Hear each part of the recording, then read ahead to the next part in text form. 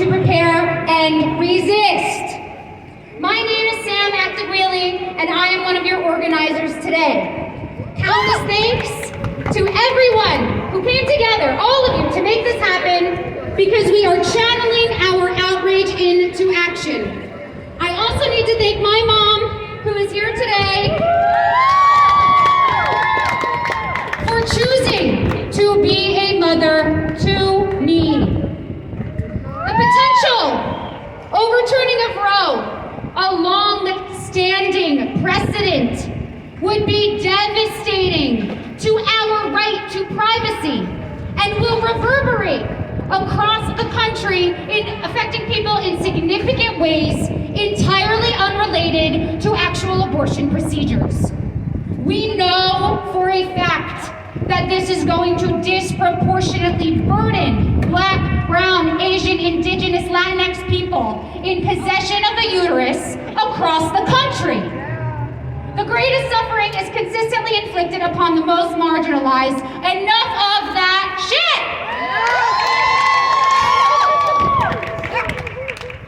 In 2013, I had an abortion. Me and my boyfriend at the time, now my husband, were only dating. I was 22 years old, wrapping up my first year of graduate school, and we were in no position to take on the care of another human being. One day I realized I was late. I took a test, and I got what was, for me, a terrifying result. I had been raised by an avidly pro-choice mother who was open with me about her own experiences. And as soon as I saw the positive on that test, I knew what I was going to do. I am privileged and I am grateful, and I do not remotely regret my abortion, because I would not be here today if I had the responsibility of caring for an unplanned child. Carrying a child should be a choice. Motherhood should be a choice.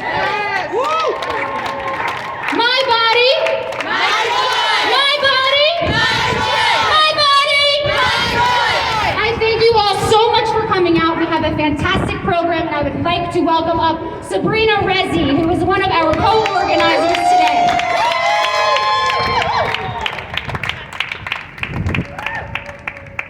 Good afternoon. I'm Sabrina Rezi, president of the Ruth Bader Ginsburg Democratic Club.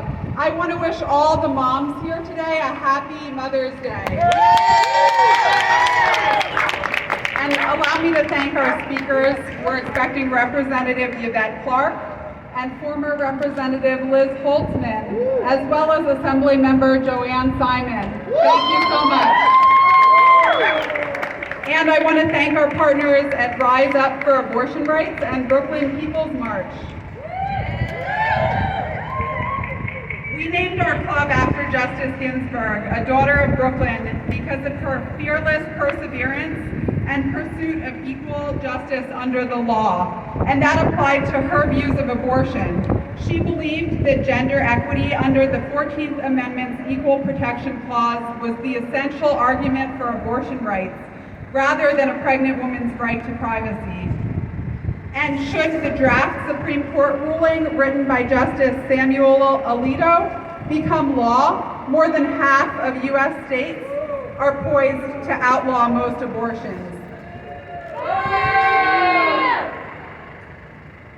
Virtually overnight, this will take away the hard-earned right of women to decide our own futures. It will force unwanted pregnancies to come to term, and particularly affect access to health care for the most marginalized communities, people without the resources to travel, and people of color. It will create additional barriers to safe abortion and criminalize those who seek it. Some GOP states, in fact, already are talking about murder charges for abortion seekers. Is this the America we want? No! More than 60% of Americans support Roe versus Wade, and only a quarter believe it should be overturned. This is an issue that unites not only Democrats, but Americans along the entire spectrum of political ideologies. So let's make it loud and clear. We don't need extremists deciding for us what we can do with our bodies.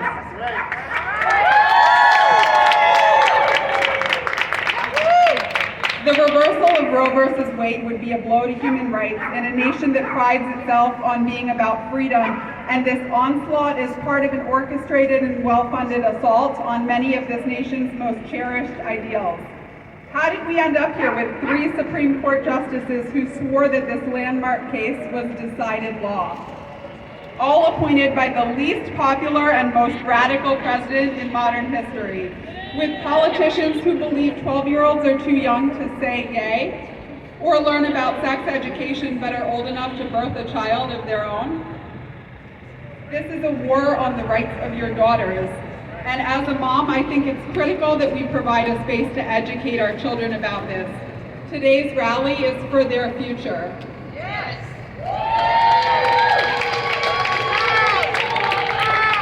Should it be overturned, Roe will have been the law of the land for less than half a century.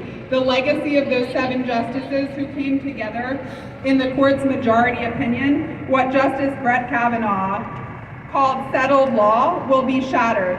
We need to make sure that legacy is upheld and lights the way forward for generations to come. The fight has already come to us, and we must be ready.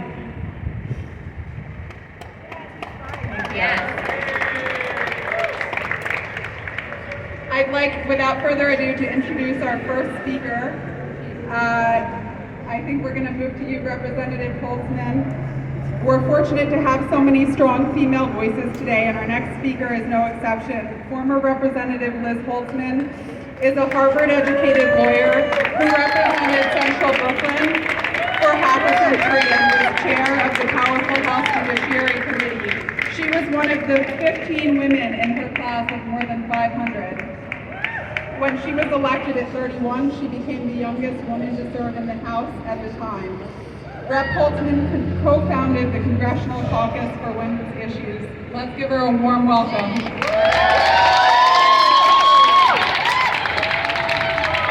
Thank you very much.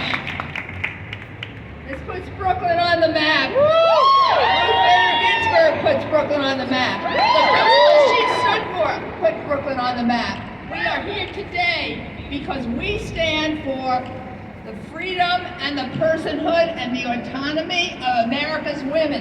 Because if you can take and control the bodies of more than half the people in this country, whose body is safe, whose personhood is safe, whose ideals are safe, whose families are safe.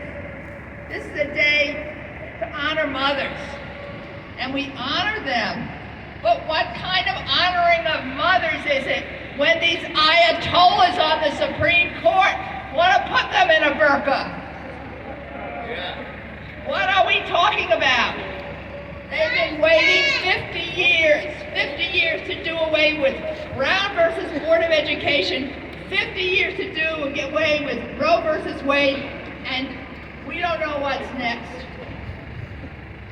The Justice Alito said in his said in his opinion, which is a disgrace, he couldn't find any real harms that real women were going to confront. He doesn't understand America's women. He has contempt for America's women. But what he did, I don't know how many of you know it, cite for support 3 jurists or commentators on the law who did not believe in a woman's personhood. One of them wrote a commentary that said women could be beaten by their husbands with impunity just so long as the stick was no wider than his thumb. That's an authority that is cited by a Supreme Court justice. That's why I call him an Ayatollah. He has to go back to the 16th century to find someone who supports these views. We're not going back. We're not going back to the 16th century. We're not going back to the time that women were property of their husbands.